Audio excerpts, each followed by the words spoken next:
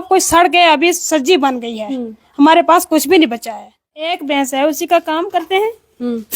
कुछ भी नहीं करते, कोई मजदूरी नहीं, कुछ भी नहीं, बिल्कुल गरीब शख्स है हमारा, कुछ भी नहीं करते, मजदूरी कुछ। मैं नहीं जानता कि साजिशें कौन करता है, लेकिन मैंने जलते गांव देखे हैं। खड़ी करमाड़ा की रहने वाली हैं। इनके पास जो कुल पूंजी थी वो शेलिंग की जद में आई और जलकर खाक हो गई। मैं आपको कमरा दिखाना चाहूंगी जिस कमरे में इनका सामान था, और ये सामान पूरा जलकर राख हो गया है। यहाँ पर इनके पैसे थे, कपड़े थे, बिस्तर थे, बच्चों की किताबें होंगी, वो सब एक झटके में खत्म हो गया। कितना कैश था आपके पास? सर 9,60,000 रुपया हमारा बिल्कुल सड़ के खत्म हो गया है। अच्छा। जिनमें इतने सारे थोड़े से बच्चे हैं बिल्कुल सड़के, वो मेरे जो घर वाले हैं उनकी जेब में है, वो भी कहीं गए हैं। तो वो सभी ने जो इधर आते हैं टीम, उन्होंने देखा है, फोटो छिका है, मुझे हमें दिया ऐसे कुछ भी नहीं। सबसे पहले मेरी ये गुजारिश है, जो होता है हमारी हिमायत करे। दो हमें रसोई का ही इंतजाम नहीं है, हमका कमरे का भी नहीं है, बिस्तरे का भी नहीं है, खाने पीने का भी नहीं है, रहने का भी नहीं है। अभी तो आप देख लो सर, इस मकान में रहने की कोई गुंजाइश नहीं है। तो हम दूसरे भाई के घर में रह रहे हैं। आप पहले भी अपने भाई के घर रहती थी या अपना घर था आपका? ना, मेरा अपना घर था। मेरा ब्लॉक मंडी है, मेरा गाँव सलूनिया है। हम 8 साल सरदार के मकान में रह रहे थे, ये इधर पर किराए पे हाली थे, सरदार के हाली थे। उधर से उसने हमको निकाल दिया था। 6 महीने के मैं भाई के घर में रह रही थी। अच्छा। मुझे जो सामान था मेरा, मैंने इधर ही रखा था। सब कुछ सड़ गए, अभी सब्जी बन गई है। हमारे पास कुछ भी नहीं बचा है।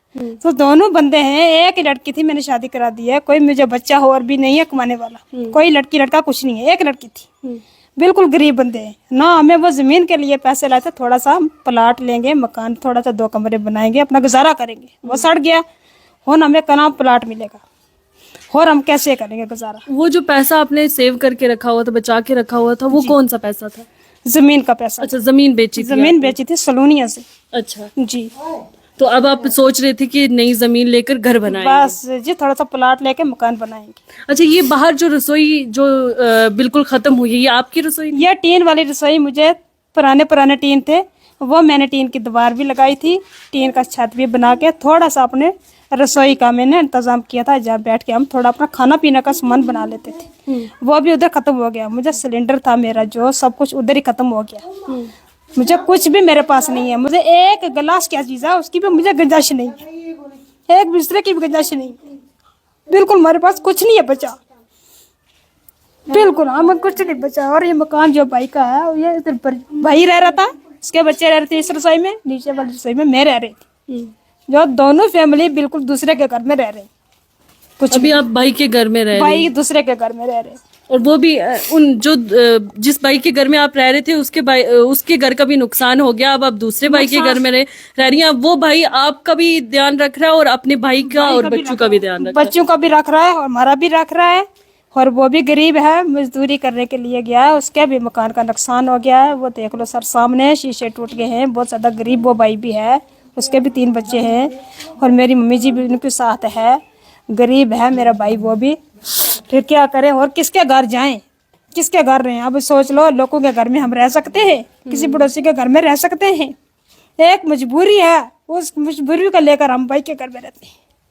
हमारा बिल्कुल कोई इंतजाम हमारा किया जाए। आपके शोहर क्या करते हैं? कुछ नहीं करते सर, एक भैंस है, उसी का काम करते हैं। कुछ भी नहीं करते, कोई मजदूरी नहीं, कुछ भी नहीं, बिल्कुल गरीब शख्स है हमारा, कुछ भी नहीं करते, मजदूरी कुछ भी नहीं है। तो अब आप क्या चाहती हैं, सरकार आपकी किस तरीके से मदद करे? सर यहाँ पर आए थे, उमर अब्दुल्ला आए थे, हमारे जो वजीर आला है। जी, इधर आते रहे, आए हैं? आए हैं। क्या बोला उन्होंने? उन्होंने यही बोला। फारूक अब्दुल्ला? उमर अब्दुल्ला नहीं आए? नहीं, वे नहीं आए सर। मैं थोड़ी सी ओपरी हूँ ना, मुझे 6 महीने के रहते। मैं अपने मेरे डिस्ट्रिक्ट जो है ना, मैं इसको भी जानती भी काटूँ। अभी जो इधर आए हैं ना, फौजी साहब आए, तो शहनाज दीदी भी आई है। अच्छा, और ताजिल दीदी भी आई है, और भी काफी इधर आए हैं। जो उन्होंने देखा है, उन्होंने यही बोला है, जो होएगा हमारे से हम करेंगे, आपकी हिमायत करेंगे, ये सबने बोला है। और ये नुकसान भी हमारा देखा है, मुझे दिया कुछ भी नहीं है। अच्छा, डीसी साहब आए? डीसी साहब नहीं आए। डीसी साहब भी नहीं आए? किसान आए जो आपके एमएलए हैं? नहीं आए। अच्छा, वो भी नहीं आए हैं? अच्छा, नहीं आए। जान साहब इन दिनों शाहपुर में भी जा रहे हैं, लोरन भी जा रहे हैं, आसपास के इलाकों में जहां पर नुकसान हुआ है एजाज जान को वहां पर जाते हुए देखा है। और शायद लोग सही कहते हैं, क्योंकि शाहपुर में मैं गई तो वहां पर भी लोगों का ये कहना था कि हमने वोट नहीं दिया तो इसीलिए जो है जान साहब हमारी तरफ नहीं आए। शायद उनको लगता है कि ये अवाम जो शाहपुर की है जिनने इनको वोट नहीं दिया वो लोग उनके नहीं हैं, वो अवाम उनकी नहीं है। तो इस वक्त में भी सियासत करना मैं समझती हूँ कि सबसे बदतरीन ये अमल किया जा रहा है।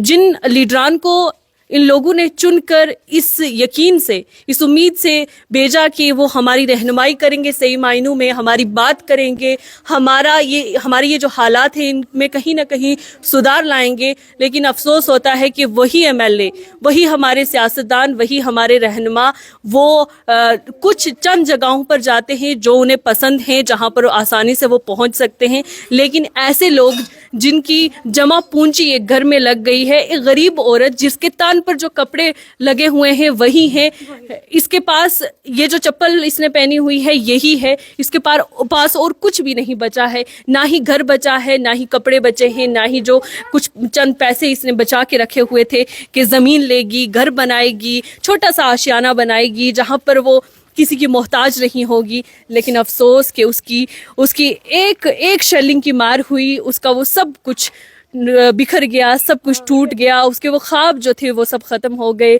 उसकी रसोई का हाल देखो आप, बर्तनों का हाल देखो, सब कुछ खत्म होके जल के राख हो गया। और अब ये सिर्फ उम्मीद करती है कि शायद सरकार को इस पे तरस आ जाए, शायद इंतजामिया को इस पे तरस आ जाए, कुछ इमदाद मिल जाए। लेकिन अफसोस ये कि अभी तक इतने दिन हो चुके हैं शेलिंग खत्म हुए, अभी तक ना ही इंतजामिया का कोई शख्स इनके पास पहुंचा है, ना ही सरकार का कोई बंदा इनके पास पहुंचा है। लेकिन कुछ सियासतदान जो कि पावर में नहीं हैं वो इनके पास आए हैं। लेकिन अफसोस कि एमएलए साहब हर जगह घूमते हैं, उन लोगों के पास नहीं पहुंच पाते जिनको वाकई में की ज़रूरत है।